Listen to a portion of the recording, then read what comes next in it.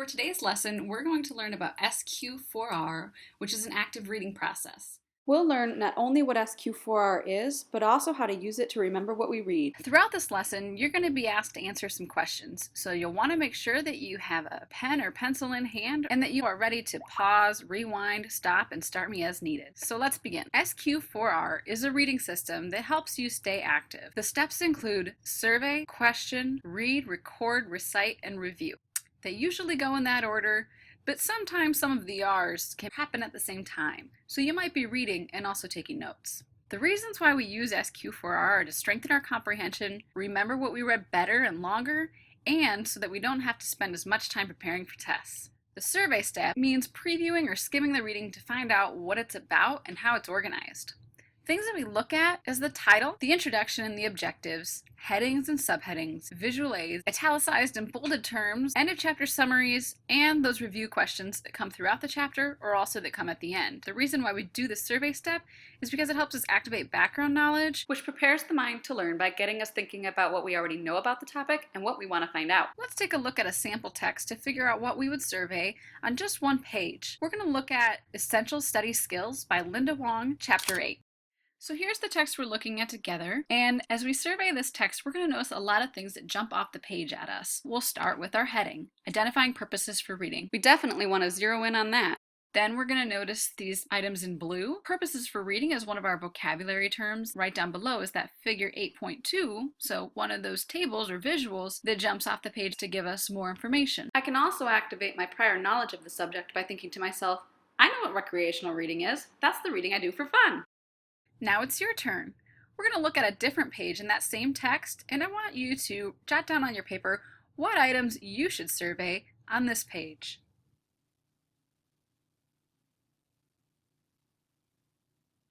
Next is the question step. To create questions, we take the headings and subheadings and turn them into questions by often putting words such as who, what, when, where, why, and how into them. Those are also known as reporter's questions. If there aren't headings or subheadings, you can determine what you need to learn and form questions that way. As we go back to our group practice, we notice that one of the headings on this page is identifying purposes for reading. So if I want to flip that into a question, I might ask, what are the purposes for reading? Now it's your turn. What question would you ask for the heading in this text?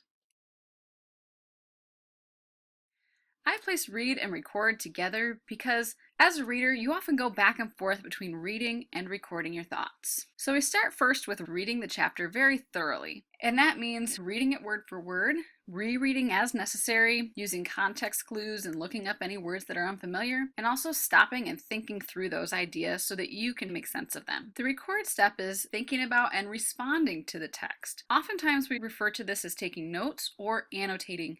Annotating is jotting notes in the margins. What we're doing when we're annotating is usually jotting down responses. They can be associations that we have through personal experiences. This makes it a lot more meaningful. We can also jot down or highlight main ideas. That helps us zero in on the most important information. And then another way that we can record is to paraphrase or summarize to check our understanding. You'll find that recording helps later on when we get to the review step. Now let's look at our sample text together again and practice some reading and recording.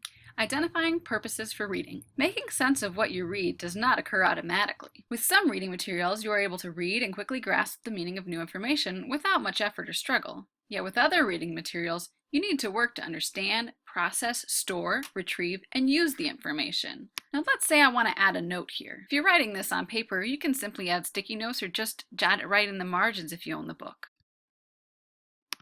Figure 8.2 shows 4 different purposes for reading. Purposes for reading, which include recreational, overview, thorough, and comparative. I'm going to highlight those because they answer my question from the Q step. These purposes for reading represent different reading skills and reading goals for different kinds of reading material. Now I could continue, but again, my goal here is to make sure that I read everything thoroughly and don't just skip over my visual. That's important too. Now it's your turn. Read the passage with me and write a sentence you would put in the margin of this text. Using a reading system. There are no shortcuts for reading and learning from college textbooks. Opening a chapter and surveying instead of reading or reading quickly from beginning to end does take less time than using a reading system, but it results in lower comprehension and ineffective use of your time. Figure 8.4 shows you options and textbook reading processes to use to create a powerful reading system that strengthens your textbook reading skills. Note that surveying and reviewing are standard, essential steps to use in all reading systems. The following sections explain how to use the options in Figure 8.4. Our next step is recite, which means thinking about what you read and talking about it out loud to yourself or to others. It's best to use your own words and try to avoid looking at your notes. You can also practice answering the questions that you created from the cue step. Although the recite step may seem a little silly talking out loud sometimes to yourself, it's actually really important because it helps further ingrain information into your mind so that you can remember it for longer periods of time. It also helps you connect new information to that prior knowledge that you activated previously, and it helps you form new ideas by thinking through the topic on a much deeper level. Let's return to that sample text. Our original question was, what are the purposes for reading? The answer was recreational, overview, thorough, and comparative. We'd also then go on to define each of those terms because they were bold and also subheadings. Now it's your turn again. Refer back to that question you wrote for the cue step in number 2. Write the answer and say it aloud, and see if you can do it from memory. The final step is the review step, which is going over the material immediately and then also repeatedly to inhibit forgetting. In this step, you recall key points, revisit those questions that you created, review any new words and information that you learned, quiz yourself to check your memory, and reread any sections that might be hazy. Here are some review strategies for that original text we looked at. We can always summarize or put the text in our own words. And another strategy we can use is to reflect upon the reading. That might mean making personal associations to the text or giving examples to relate to it. Another great review strategy is to create study tools. One popular study tool, of course, is flashcards, so here we have one. One thing I like to do with flashcards is instead of just adding the definition, I like to add context to it as well and then use the word in a sentence. That'll create deeper pathways in your brain. And one extra strategy that I like to use is add a picture, especially of something silly, because that's going to help you remember it. It's your turn again. What were the main ideas in the text you were responsible for doing on your own? To help you with this question, here's your text again.